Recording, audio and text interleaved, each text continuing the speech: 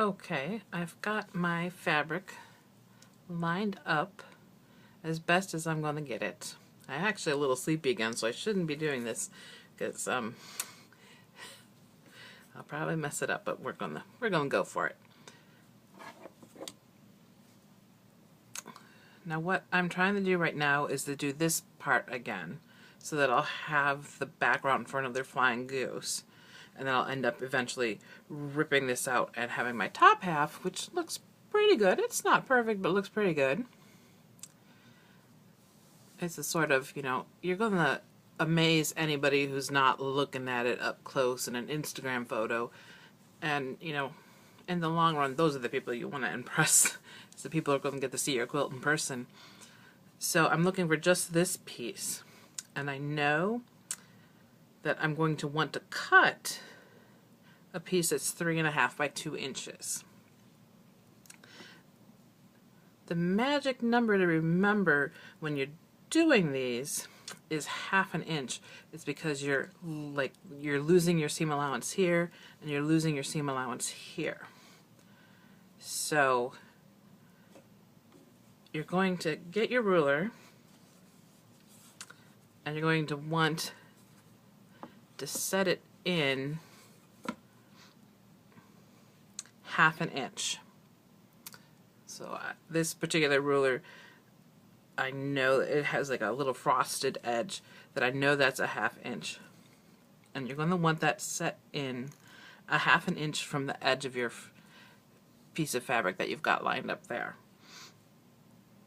Now, normally I would do it, I'd line it up exactly, and then I would do my 1/2 inch exactly. But as I talked in my first video, I'm going to try doing it like 2 threads worth over, just the tiniest little bit over. So I'm going to nudge it a little bit, and I'm going to nudge it a little bit the other way.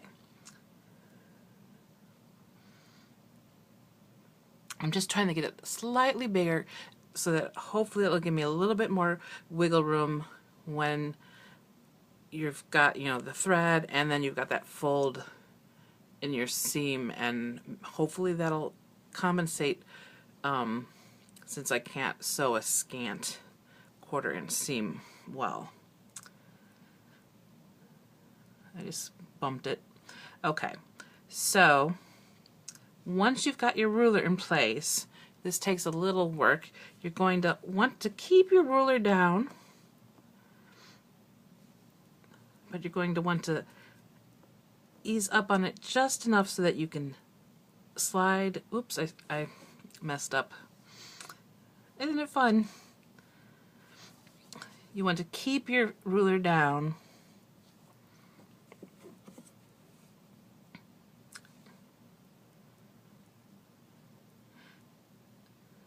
and in the same place as you just so carefully put it. But ease up enough so that your piece of fabric that's guiding you won't get cut again.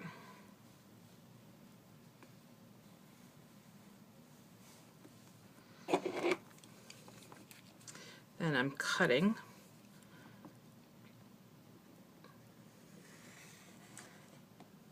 my 3.5. Oh look, I almost cut myself with my rotary cutter again. And my 2.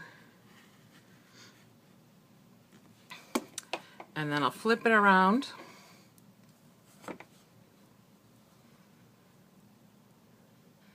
I'm probably not going to do this part on screen because you know what it is, but I'm going to cut again so that I have my other edge here. Actually, maybe I should cut it on camera.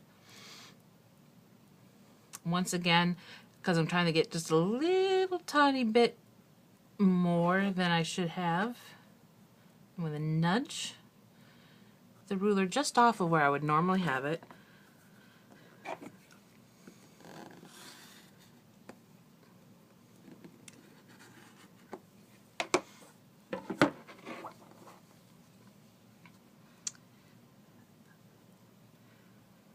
And I'm going to have this here. I'm just going to peer at this for an instant. Oh, I did cut myself. It's getting to be a little habit. It looks like it's going to be pretty well. Actually, in the next video, I think, because I'm probably using up all my memory again, I'll show then cutting the other block. Because there's that ½ inch overlap, you can't just say, oh, I'm scooting it over and doing the other half. Because like there's that ½ inch overlap that you're going to need again. So you have to go up again, match it all up again to get the other